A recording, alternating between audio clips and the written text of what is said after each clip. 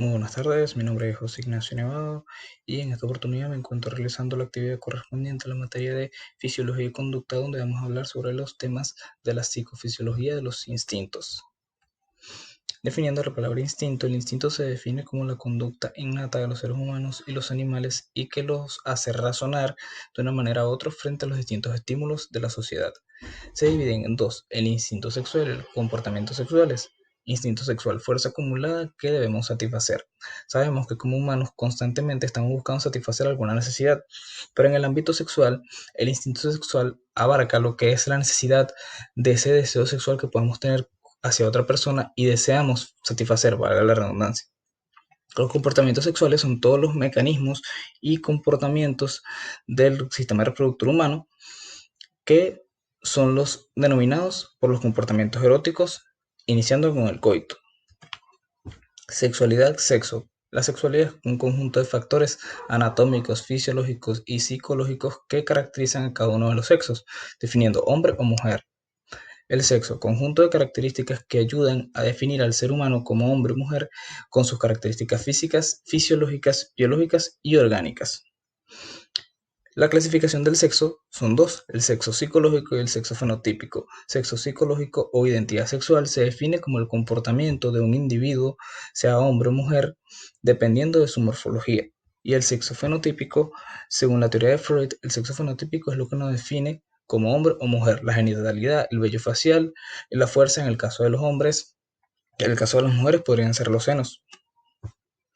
Las formaciones cerebrales responsables de esto: tenemos el cerebro reptiliano o el centro de instintos y el cerebro límbico. El cerebro reptiliano o centro de instintos se encuentra en el centro del órgano y se encarga de los instintos más básicos de supervivencia, es decir, controla lo más animal e instintivo de nosotros como seres humanos. El cerebro límbico es la estructura del encéfalo y cuya función tiene que ver con los estados emocionales del ser humano.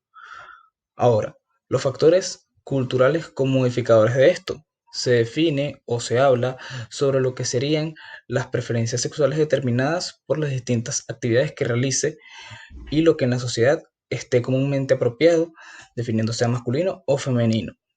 En este punto tenemos tres variantes: las redes sociales, la religión y la pornografía. Las redes sociales, en un mundo como en el siglo XXI, nos hacen un poco más abierto el mundo de la sexualidad. Nos invitan a hacer este tipo de cosas y más que todo hoy en día los jóvenes adolescentes con esas hormonas que están alborotadas, por decirlo coloquialmente, buscan satisfacer esa necesidad. La religión pues nos muestra un poco más sobre lo que es la vida en pareja, la vida en matrimonio, una forma más bonita de vivir la sexualidad. Y la pornografía es otra variante bastante mala y bastante gráfica en la cual nos demuestra la parte mala de la sexualidad, por así decirlo. Ahora, los trastornos psicofisiológicos. Tenemos las disfunciones sexuales, los trastornos de identidad sexual y las parafilias. Las disfunciones sexuales son alteraciones que ocurren al momento del acto sexual, físicas o psicológicas. En este caso de los hombres podría ser la insuficiencia de erección o podría ser también, en el caso de las mujeres, el apetito sexual. El trastorno de identidad sexual es un malestar que siente un individuo que no se siente identificado con cómo es él en ese momento y desea ser otro sexo. En este caso entran los que son los LGBT o las personas transgénero. Las parafilias son las intensas y repetitivas fantasías sexuales que implican objetos no humanos, humillaciones y sufrimiento. Aquí entra más que todo el masoquismo en el acto sexual.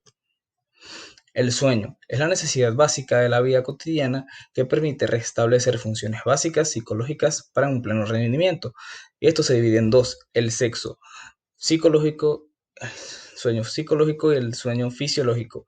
El sueño psicológico son estímulos esenciales que representan manifestaciones de fuerza psíquica, que son los sueños, y en base a varias investigaciones se ha podido determinar que el individuo sueña en cada una de las fases, que puede soñar en cada una de las fases del sueño. Ahora, el sueño fisiológico es un estado físico activo y recurrente, irreversible, en el que baja el nivel de vigilancia, estando disminuida la recepción y la capacidad de responder a los estímulos del ambiente. En este caso es cuando estaríamos dormidos. Ahora, la vinculación entre el sueño psicológico y fisiológico son Las funciones fisiológicas del sueño en sí se relacionan con el organismo y las psicológicas se relacionan con el sueño de los sueños que podamos tener. Ahora, los trastornos del sueño se definen como el insomnio, la hipersomnia, el ritmo de sueño, que es cuando no nos acostumbramos a algún tipo de zona horaria buena, y lo que sería el sonambulismo. El tratamiento, en un caso podríamos tener, evitar las comidas pesadas antes de dormir, evitar los narcóticos, evitar la cafeína horas antes de ir a dormir, y en tal caso de que sea bastante grave, ir al médico y, si es algo más específico, acudir al psicólogo. Muchísimas gracias.